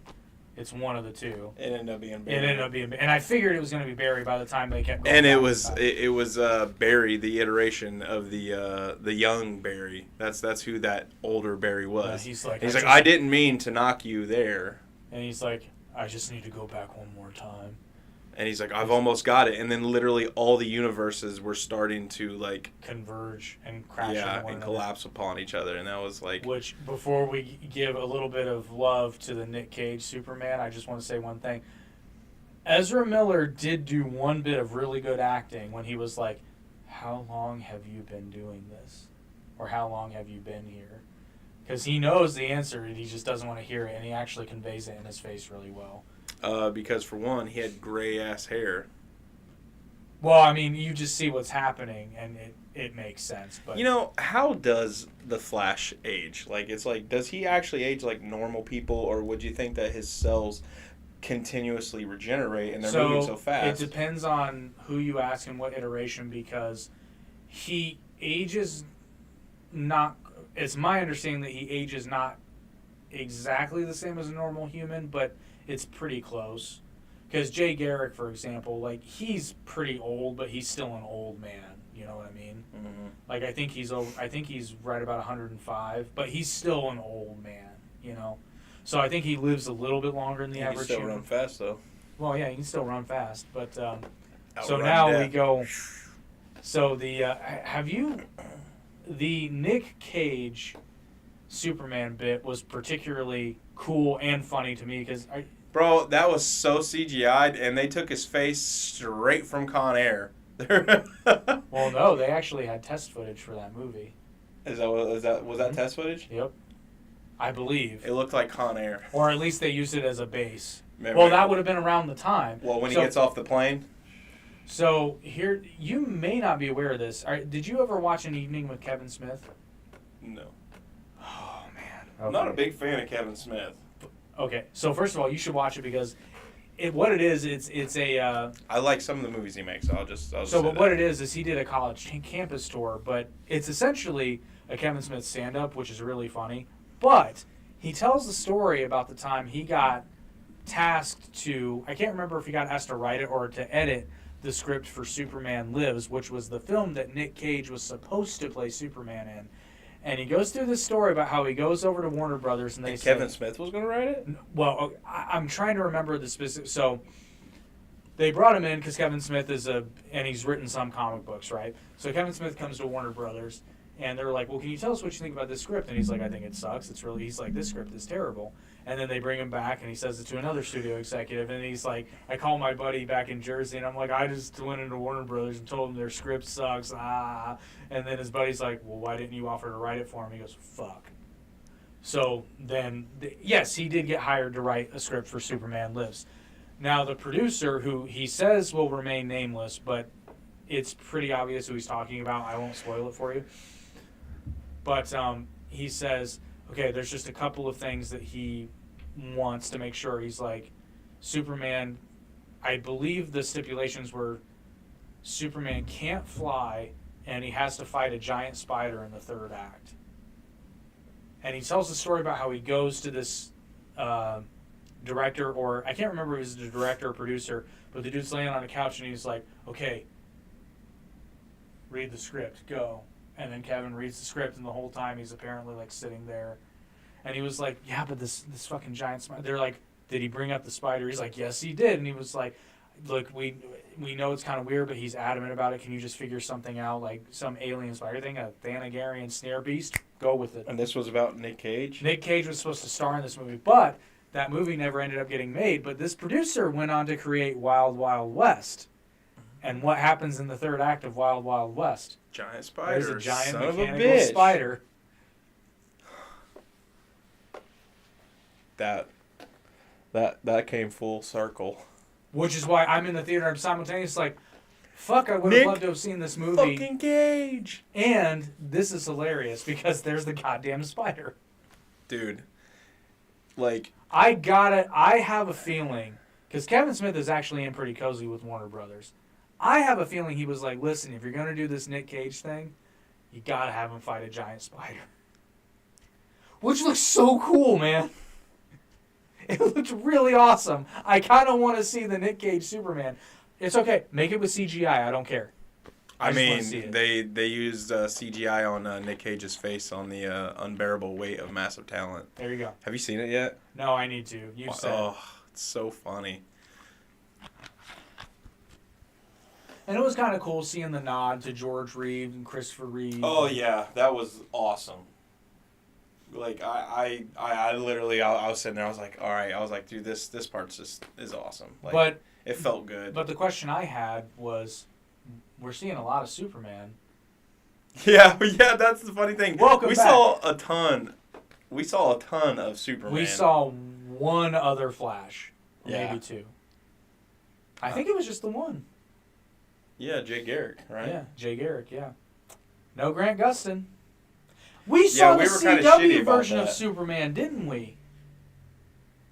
I think they did show him. Why What the wasn't fuck, Grant Warner Gustin Brothers? in there?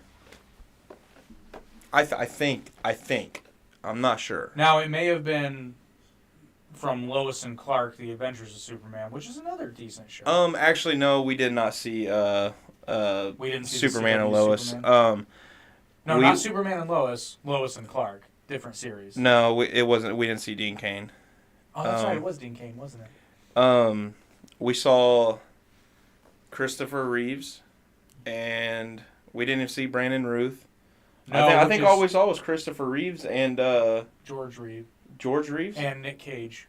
and then Batman. I'm pretty sure. I think we saw Adam West. We did see Adam West. Yep. And Didn't see Val Kilmer's Batman. I think we saw the original Joker from Adam West's Batman. I think. I don't know that I saw that. There was a lot going Maybe. on. I should rewatch that because I don't know. But we saw a lot of Easter eggs. But I feel like NPCs. they could have done so much more. We're close to wrapping up anyway. Yeah, we're almost so. to the end of the movie. Actually, we are at the end of the movie. But I do like that Barry kind of sort of learns a lesson. But like I said, I would have preferred this to be a standalone Flash movie where Barry has to save the Earth on his own. I think he grew a lot in this movie. He could have grown more, though. But I they guess didn't that's make my it as problem. apparent. It was kind of left up to interpretation. Yeah, and I think it was left a little bit vague. Isn't that what you just said? Killing NPCs? Yeah. He said that. I read it before he retracted Yeah, it. I did too. But, yeah, so I would have preferred... And it didn't have to be Zoom, but I think Zoom would have been a good villain because it would have been equal footing for Barry. At least a freaking actual antagonist. Like, I mean, Zod, yeah, he was an antagonist, but he was But again, kind of he was random. a past antagonist, so we didn't... And as a Superman villain. Yeah, and then I guess you could say Barry Allen was the antagonist, the old Barry Allen. In a way, in a really weird way. Well, you got to think he was destroying universes. You know? I actually- kind of like Miguel O'Hara. Actually, you know what would have been actually cool is if Barry had gone to the like really You good, Steve. dystopian future from the animated Flashpoint. We got to see Gal Gadot and Jason Momoa wreck each other. That would have been cool. And I mean, in a fight, not. Although that would sell some tickets too. You think? people lining up around the door. It's like, You know, I didn't realize how tall Jason Momoa actually is. He's like 6'4". he's very tall. I was like, I'm 6'2", 6'3", so it's like I get he's, big, but I'm just like, he's a big dude. like, I didn't realize that because I was watching a video and he had a bodyguard, and the bodyguard was like Shorter. not half the size, but he was smaller. It was just funny. That would have been cool. I'm not gonna lie. I would have liked to have watched that fight between CG Jason Momoa and CG Gal Gadot.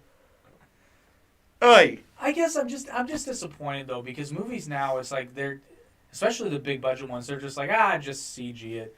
It's like, no, don't bother with stunt choreography Stop or practical effects. flipping CGI and everything. And I get there's some stuff that's just safer to do. Like, I'm not suggesting you actually drop Michael Keaton from a plane, right? But for Why fight not? scenes, or they do stunt double. He's I behind a mean, mask in a Tom dark room. Cruise. I mean, he's Well, but here, good point, because Top Gun Maverick was fucking amazing, and they were in the planes. They were flying That's their own the planes. thing why it was so good was because they wanted to use as little CGI as possible. They did use it for a handful of stuff. That's which what I'm was saying. They totally wanted to fine, use a little just bit. because it was safe. Like, it's a safety thing, Right. which I'm totally fine with.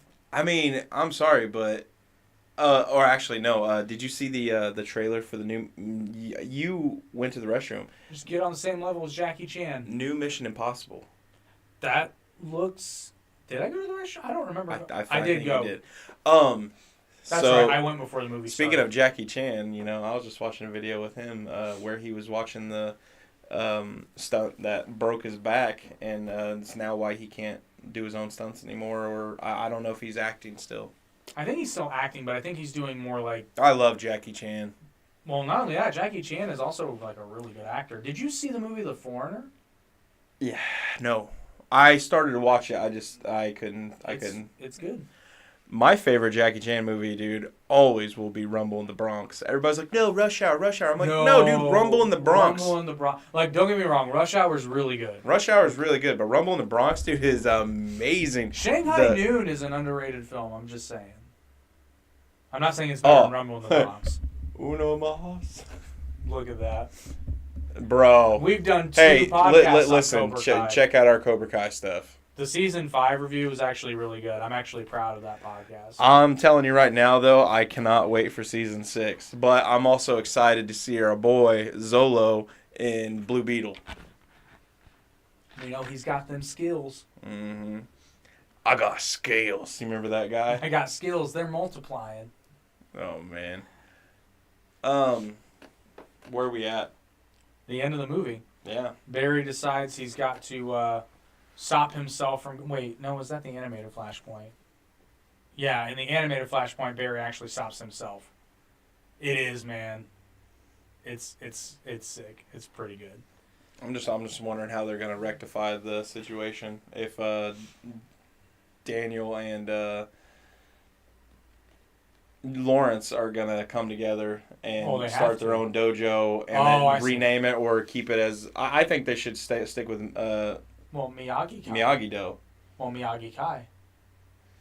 I guess because the thing, you got to think, man. Like Johnny Lawrence doesn't want to be a part of Cobra Kai anymore. He wants to do his own thing. So the thing is, why not have something with rich in history? But here's the thing, though, and I touched on this before, but I'll bring it up again. I think that Eagle Fang is a much more apt name than people think it is. Because I thought Chosen was dead too. Oh yeah, I did too. Which, by the way, man, like that shit got brutal. I was surprised. Yeah, it wasn't your run of the mill average high school fight. It was straight hack and slash. Sword. Yeah, that was sick. That was and honestly we switching from YouTube to Netflix, I don't know if maybe that helped. I think it did. Because it was corny in the beginning. I love Cobra Kai. I'm just saying 80s, it was yeah, exactly. It was corny, but I loved it. It was that's the good thing about 80s flicks, man. It's because they're corny. That's why they're so good. They did a really good job of bringing it into the modern era and still keeping a little bit of that 80s lightheartedness, but bringing enough of the modern era in, particularly with the fight scenes, because they're way better. Yeah. It was the 80s, right? But Eagle Fang, I think they did the whole Eagle Fang thing. I don't think it's supposed to be The Korean girl? Oh, the Korean sensei. Oh, yeah. She was pretty badass. Yeah. But Eagle Fang is, I think, some foreshadowing because I said this in a short prior. Eagles don't have fangs. So everybody knows this is bullshit, and Johnny's just trying to distance himself from Cobra Kai, but he really is just trying to distance himself from Kreese. Mm-hmm. Cobra Kai saved Johnny. You know, it gave him a purpose. Yeah, Yeah. dude. When Robbie and Miguel became friends. Which it's so funny because, like, I feel like that's a scene that girls... When the baby comes and they're like, what? Yeah. But no, that scene's so funny because I feel like girls don't get that. But, like, a lot of guys who end up being friends at one point are, like, sworn enemies. And then one day they're just like, You're all right. I guess we're friends now. Pretty much. But, so I think Johnny is going to keep Cobra Kai, but I think he's going to reclaim it. I think we possibly might need to do a recap before the new season. I think so. And just talk about the old seasons and Definitely. where we're leading and then predictions. But it's a canon It's a event. canon event. But yeah, well, so pretty much that was the Flash movie in a flash. Well, in an but- hour and 40 minutes. Like we probably talked maybe 30 minutes about the movie. Yeah. No, we for the most part we stayed on the Flash, but I want to reiterate the point I made. The number one reason this movie sucks is because Barry doesn't actually fix his mistake. He just makes another one. Because he goes back and he moves the sauce to the top I shelf. so his take back saying that he's a geek and he's smart because honestly he should have foresaw this. You know, if he's got a speedster mind, because you know you got to think they can calculate faster than we can. Yep. So he should have seen this. There's another really good scene in Young Justice where Bart Allen Impulse goes back. Thank you, but Impulse comes back from the future to the present day, and so the main Flash character in Young Justice is As soon as Wally we're done, West. I'm subscribing to you too, buddy. Yeah, is Wally West Kid Flash. He's not as fast as Barry Allen. He's fast, but he's not as fast. Impulse is Barry Allen's grandson, so he's just as fast. So all the Flashes converge on something that's happening, and then Barry and Bart are talking to each other. But since they're both speedsters, they can talk really fast and understand each other. So they just keep talking progressively faster to the point where it sounds like a fast-forward track and nobody can understand them because they're going over the plan. And then Wally's like, yeah, I'm going to need you guys to go over that again. So, wait a minute. Did you say Wally wasn't as fast? Correct. I thought he was faster.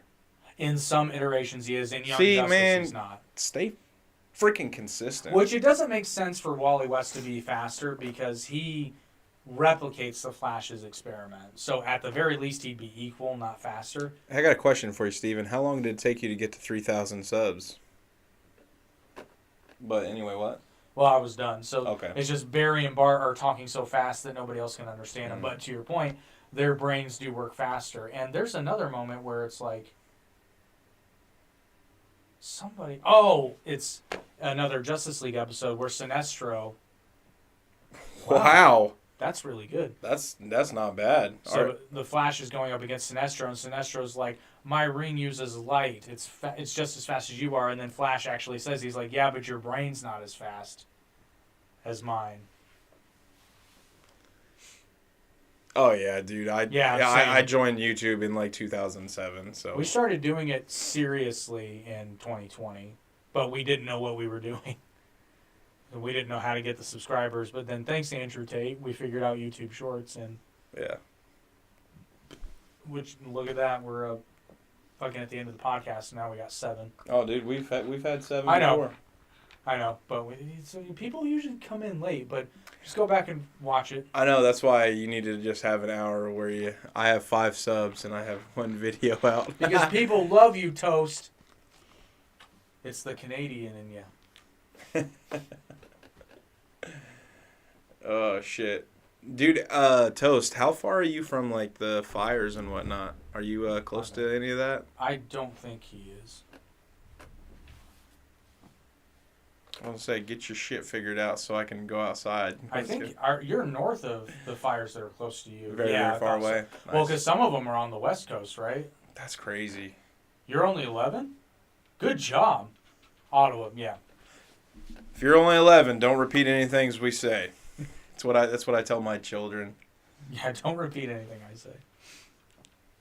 Unless it's one of those big fun words that we get with toast. Should. Oh snap! It's okay. I have that unspoken rule with my nephews. It's this like, is a good time. Let's yeah. Well, we got to the end of the movie. It is a good time. I know, but we could keep rambling because that's how we are. What's really cool about these cameras, though, is you can do flash effects. Oh, not with that one. That one's good. You do flash effects with this one. I'm going to phase through the microphone.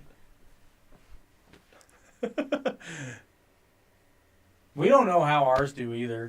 The Spider-Man short, what is it? The Miguel O'Hara Lion. You know, that's sitting at like almost 500,000. So Toast, I'll be honest, on the propaganda front, nothing was terribly overt. No. There were a couple things. Like I still maintain the actress they got to play Iris. They intentionally got somebody that looked like Corinne Jean-Pierre. Yeah, I'm not trying to say anything. Like, I feel like they just like found a run-of-the-mill girl because honestly, she was really basic. Not really like, I don't know how to explain Iris it. Like, West is supposed to be drop-dead gorgeous, and this girl was not. I mean, she's okay, and I'm not like, I mean, obviously we don't have a lot to speak on, but I mean, what are you talking about? I'm fucking gorgeous. I'm fat right now. Well, so am I, but man, you know what? It doesn't matter. At least you work out. It's more to love. No, sir, I do not play Rocket League. I'm intrigued by the concept, though. I've watched the videos on it. It's really cool. When you're an adult, you don't have as much time to play video games. Yeah, unfortunately.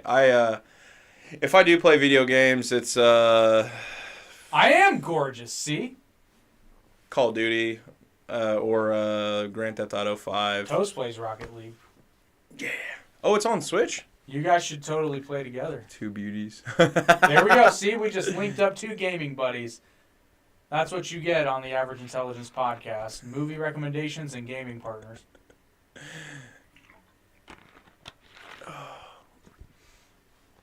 All right, lead us out. It's hot in here. Yeah, I was going to say, we got to leave it on and let them link up so that they can play Rocket League together. Yeah, toast. Like, when we first started, what did that say? The temperature gauge. You know what to say? Wow. Yeah, that's how hot it gets in here so fast. You got a mic? Oh, God. You guys got to record yourselves playing Rocket League. That's going to be hilarious. Look at that. Bringing friends together on the internet. Really? The Switch? I was going to say you have a mic that should work, but that's unfortunate. I don't know. I know you can talk with people on Minecraft. My kid, he's only 7. He keeps asking about it. I'm like, no, you're not getting a microphone on there. Sorry, buddy. Nope. Nope. I've played online. I know how I talk. Oh my God! I completely forgot the sponsor of this podcast. Oh. Because capitalism's great. This podcast was brought to you by Stevie Wicks Cool Beans Candle Company. Look at that beautiful all-American candle that's available at steviewicks.com until July 4th. Then it's gone. Forever. Well, until next 4th of July. But man, that cherry slushy, man, that's some good shit. Use promo code AIP to get 10% off your order, or AIP20 to get 20% off your first monthly subscription box. It's almost as good as AMC's slushies. It's sorry, actually, icy. I mean, it's technically the same scent. It's just It smells good. it does smell good. Oh, And we'll let you guys get connected, and then we'll head out. Man, I don't know what it is. This new camera setup. it's effing hot in here. It is, but man, this new camera setup, we look all professional and stuff now. Give everybody a tour of the sound bites before we go out. All right, so these are a few of the sound bites I have. Everyone listen up. I'm not going to play this whole one because it lasts for a long time, and it's really loud.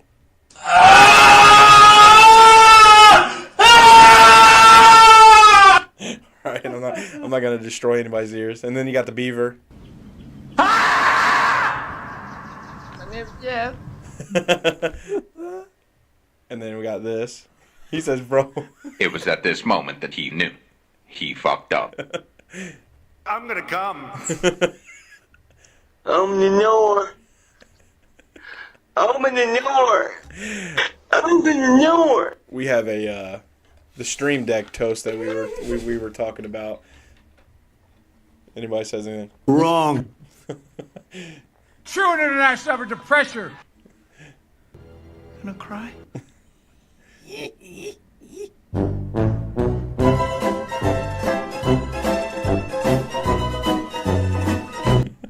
Oh,